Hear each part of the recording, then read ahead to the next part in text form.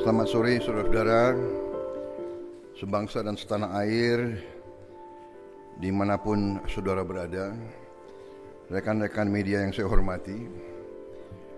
Pada hari ini sebentar lagi saya akan berangkat melakukan kunjungan kerja ke India, ke New Delhi atas undangan dari pemerintah India dengan delegasi beberapa menteri yang sudah ada yang mendahului, yang berangkat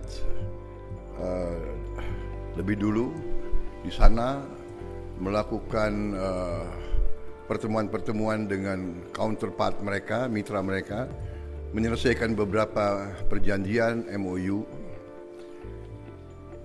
Saya di situ tentunya melaksanakan kunjungan kenegaraan, pertemuan bilateral, dan kedua saya diundang untuk hadir sebagai tamu kehormatan pada perayaan ke-76 Hari Republik India, yaitu 26 Januari 2025.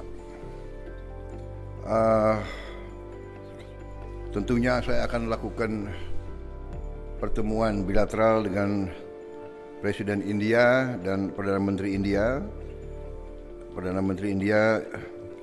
Yang Mulia Narendra Modi dan Presiden India Yang Mulia Drupadi Murmu.